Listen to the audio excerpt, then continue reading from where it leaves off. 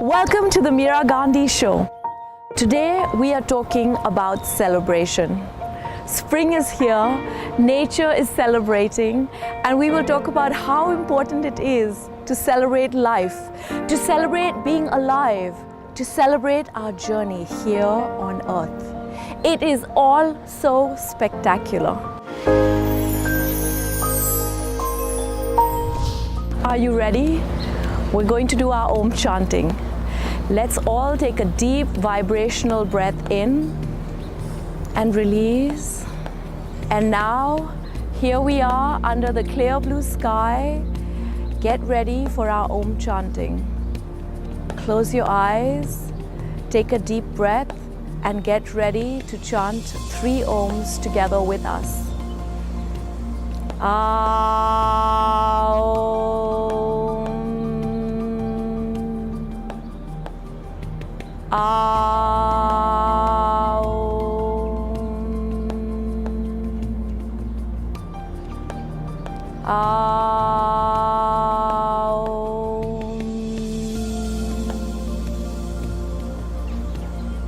Open your eyes slowly.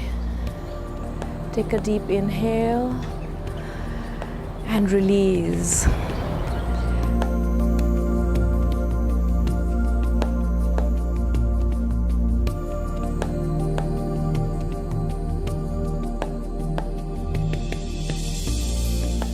As we get ourselves calmer from within, let us continue to explore the role of celebration in our daily lives. The word celebrate comes from the Latin word celebrare, which was further derived from the verb to refrequent, to revisit an experience that was good. Life is good in every breath. We now have to simply remind ourselves that it is in fact a fact of itself that we need to celebrate. Celebration is associated with positivity. Never has there been a time on this planet where there is more need of positivity. Taking time out to refrequent a positive event is huge. This revalidates to all of us and to ourselves that we are on the right path. Things are aligning and we are celebrating life.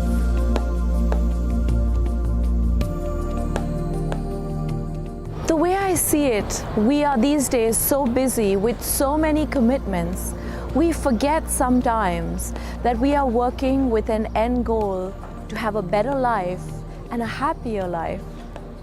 Often we are actually succeeding in doing just this, but without the mental timeouts to celebrate, to stop, to acknowledge that we are achieving those moments, those great moments pass us by.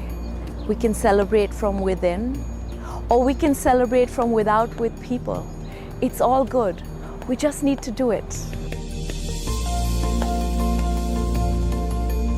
I have 3 tips for reminding ourselves to take time out to celebrate.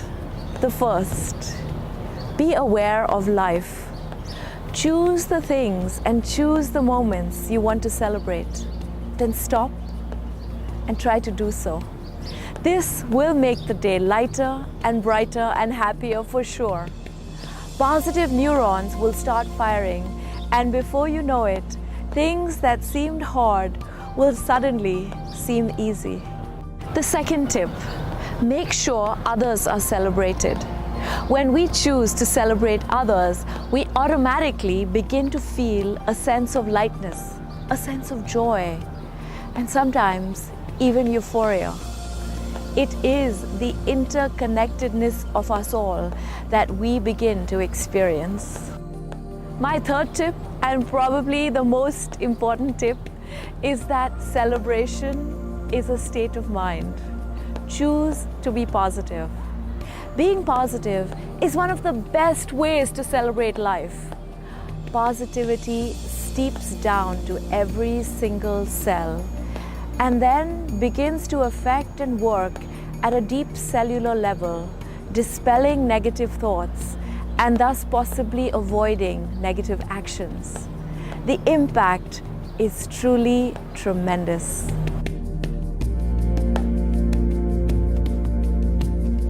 Rob Goldstone is an award-winning journalist, broadcaster, and publicist who has worked for almost 3 decades with celebrities and brands ranging from Michael Jackson and Richard Branson to Hard Rock Cafe and Save the Children.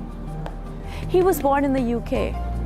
However, for the past 20 years, he has been based in New York and runs his own PR company here called We2PR, which produces and promotes many non-profit events. Much of his work today involves helping the public to celebrate accomplishments of celebrities, and he is here to talk about celebration today on our episode about celebration.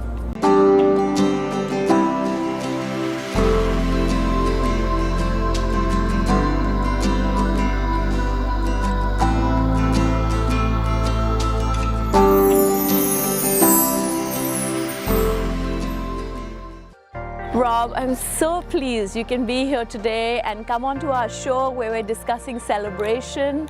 Here we are at Central Park. Welcome. Thank you so much. Now, what is your definition of celebration? I think celebration's interesting because often when I hear celebration, I also think of the word celebrity. And because I've worked for so many decades with celebrities, it makes me think about all the times we've celebrated these people, these institutions, these organizations in different ways. But at the same time, we're there to celebrate someone's achievement, sometimes someone's ego, interestingly enough. And that's very difficult because you have to manage that. What I do find interesting, however, in all of this is so many celebrities, for all you see, all this nonsense on the TV and everything, are quite spiritual when it comes to celebration. They really do want to give back.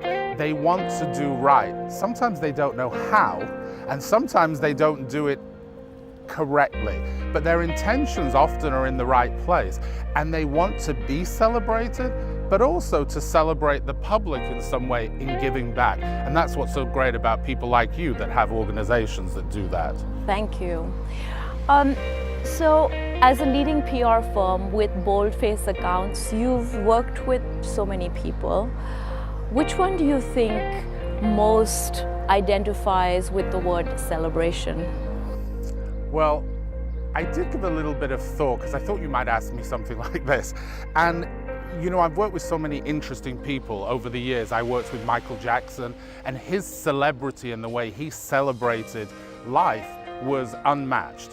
I've never to this day met anybody that really celebrated life and living in such a fascinating juxtaposition. A very quiet, a very calm individual, and then on stage, this genius who sort of, you couldn't believe that one person could be the same person in private. Very spiritual again, very aware of the earth and his surroundings and the importance to meditate and to be calm, and then to explode into this insanity. But to answer your question in a shorter way, one of our clients is, for instance, the Friars Club, and we do these roasts. And over the last 60 or 70 years, we have had so many amazing people. I haven't done it for all that time, I may add, but we've worked with the likes of Quentin Tarantino, Jack Black, Betty White, and we're doing Harvey Weinstein this year. And they celebrate in the most fascinating way by being mean, and by being mean to the ones they love. So it's all based on love, but they kind of take the rise out of people a little bit. And they find that the best way to celebrate somebody's life is to highlight the fun parts, maybe a few controversial parts, in fun, but with love. And I think that's probably our client that most to me understands the meaning of celebration. Although if you're sitting there in that seat being roasted, it's not always obvious that it's coming from a place of love till the end. Rob, do you have a favorite celebratory moment to share with us? I have two. Good. One of them involves a client and a friend of mine, Richard Branson, who I'm sure you know, and his work is incredible. We all admire Richard Branson. And he is very much celebrated, often through doing some pretty dangerous things. He's an adventurer as well as anything else. Even in business, he's an adventurer. My story is I was doing a big event with him, and Richard always had bright ideas, like sudden off the back of the cuff, you know, like, let's do this, let's jump off a building, let's do something. So he said to me, don't tell anybody, but there's a disused railway line, and I'm going to come along it like Spider-Man to celebrate the opening of our new store. Love it. And I don't know if you believe in a sixth sense or a gut feeling. I do. But in the middle of the night, I was convinced I needed to not listen to his advice and speak to the engineer involved in this, who told me that this was a live third rail. And so I had to cancel it before Richard even woke up. I had to think of a different option, because basically he would have killed himself if he'd done it. And being Richard, when I said it, he goes, I didn't want to do it anyway. We're doing something on the water. Oh, I love immediately, he already had another idea. He celebrates life in such a larger than life way. And moment to moment. Moment to moment. And he's someone who, if we were sitting here now and you said, wouldn't it be amazing for us both to do the interview at the top of that tree? He would be at the top We of would the tree. be doing it up there. I don't know where you would go, but he would be at the top of the tree. That's very much him. On a personal level, celebration, I think of a moment, and this is so bizarre, but I'll just celebrate myself for a second. No, I want you to. After all of this, at one time, I grew up in England, and at one time I was invited to Buckingham Palace. I thought, this is good for a kid who grew up, you know, in working class England, to be invited to Buckingham Palace to a thing. And they give you a little card that you put in your car window. And I don't know how they do it, but as you approach the palace, somebody somewhere sees this card and the gates magically open, like you're the king or the queen. I don't know how. And that moment, forget the rest of the event, magical. Was magical. And in that moment, I felt it celebrated a lot of what I'd done over the years. And my friends who I was with were driving through where the queen drives through to go home. And it was a very matter-of-fact 2-minute moment, but I still remember it all those years later. So I think sometimes it's good to celebrate yourself in all of this. You know, I particularly spend a lot of time feting and celebrating famous people. Yeah. Every so often. But this was your moment. Celebrate yourself. And I've been saying this on the show, that we have to take time to celebrate ourselves. We have to take time to celebrate those amazing moments that are in our life, because life has become so like rocket ship fast. 24/7. It's just like you're always on, it's going too fast. So I'm so and we pleased. often punish ourselves, or if we do something bad, we kind of berate ourselves. So why not celebrate yourself when you do something great? Oh, that's beautiful sharing. It's a great Thank moment. you, Rob. If I had the card, I would take you there, but they take the card off you. They take it Those back. gates will never open again for me. Believe me. So on the show today, we talked about celebration is very important. Now, in today's day and age, when we talk about celebration, we automatically assume it's pomp and fanfare. But on the show today, we have been trying to expose the two sides of celebration. The side where you actually do something good for yourself and you know it's good and you take a moment to be conscious of it. What do you think we can do in this digital age to help people celebrate their moments? Do you have any ideas? Because you're in this whole digital field. I think somebody said to me recently, we're in an age where it's never been more difficult to obtain really good press, but there's never been so much press. And it's really trying to delineate what makes sense. Everybody's a journalist now. If you have an iPhone, you're a journalist, a vlogger, you know, all of this. So I think doing good makes you feel good. Documenting people doing good or yourself doing good is really important, because it uplifts the spirit and the soul. We're in a Kardashian age, and I don't mean that in a totally because I love that way. show. Exactly. But that's what we're in. And, you know, we work with events where unless you have a Kardashian, it's not an event. But so many people do such incredible things. I'm reminded of, I have a client and a friend, Creative Visions Foundation.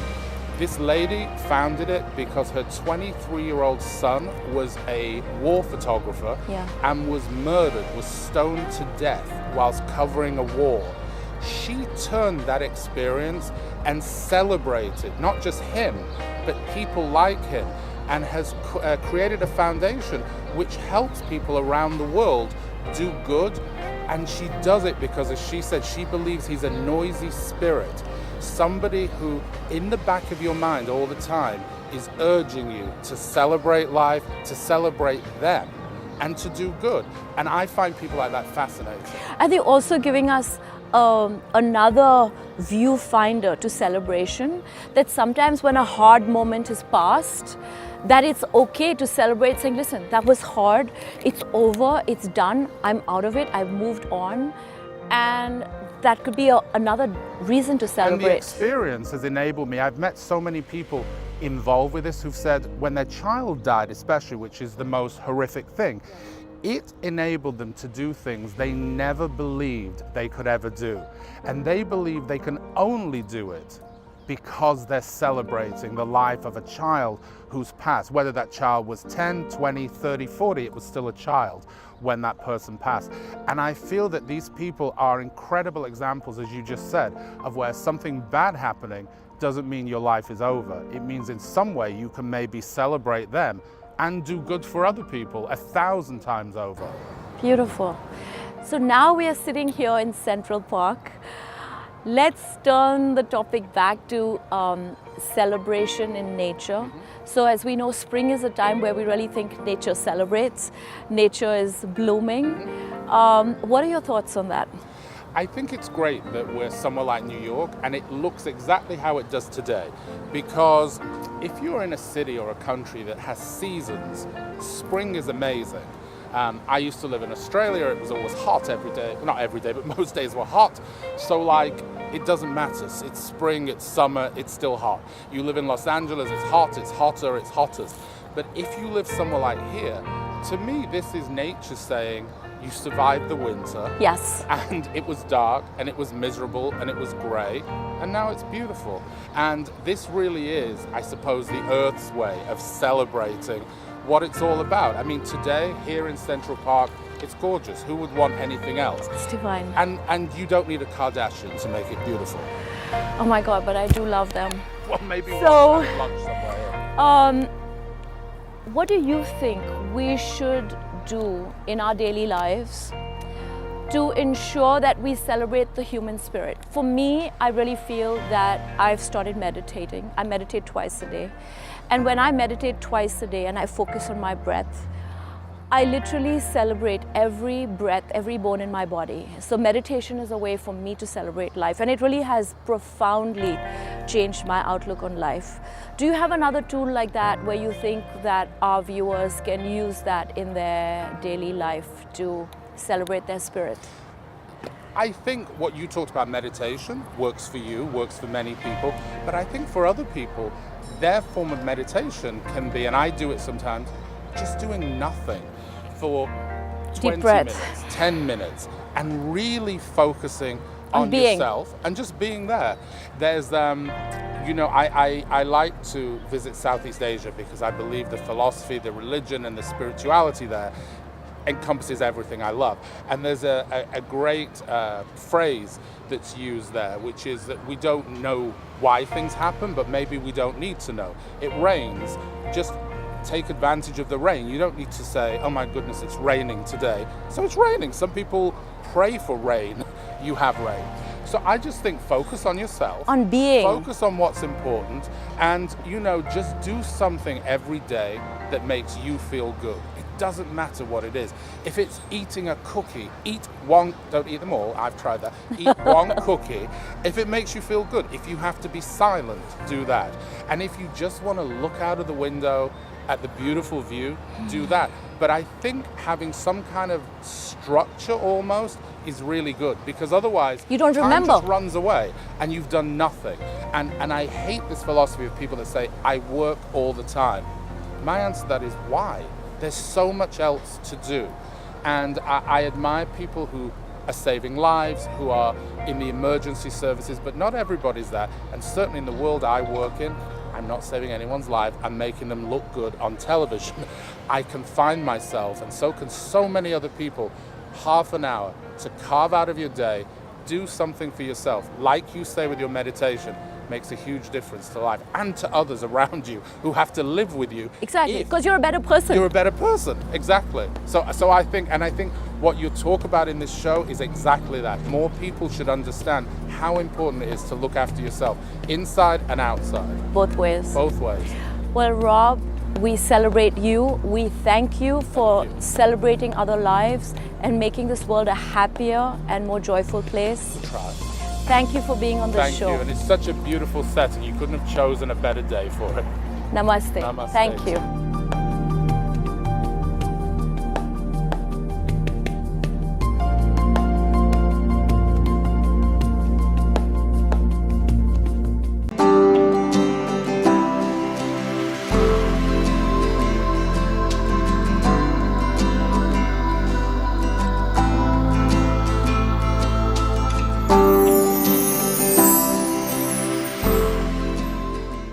Today we are so fortunate on this episode of Celebration to feature the most wonderful Lara Anderson.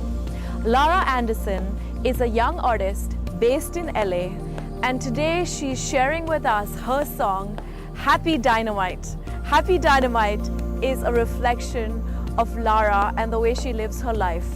Please enjoy the song Happy Dynamite by Lara Anderson.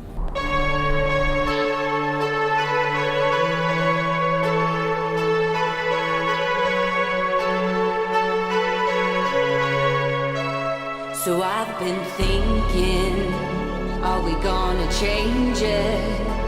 Are we gonna make it? Or just let it slip away? I lie awake when I go and try to rest the day. This heavy weight holds me down, running in my head. How long can we hold it up? All the things we never talk about. It's closing in, and I can't do much to just let it go away. How long will we fool ourselves? When's it ever gonna be enough? It's almost easier to take it off and let it go the other way. Hey,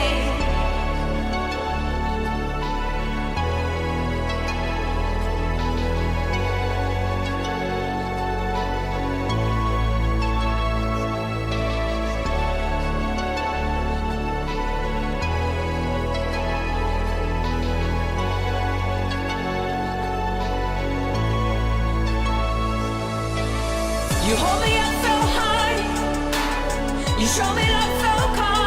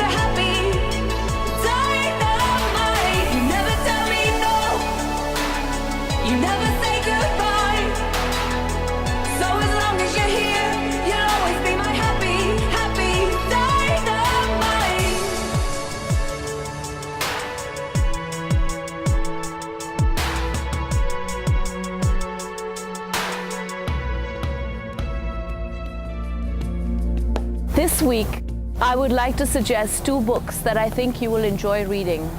These books celebrate life.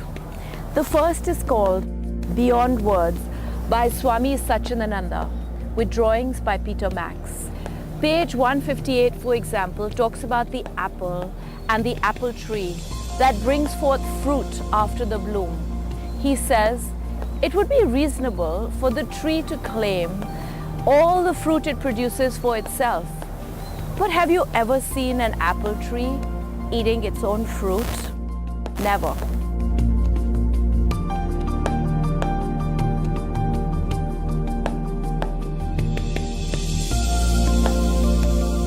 The second book I would recommend is Super Brain by Deepak Chopra and Rudolph Tanzi. It talks about unleashing the explosive power of your mind to maintain health, happiness, and spiritual well-being.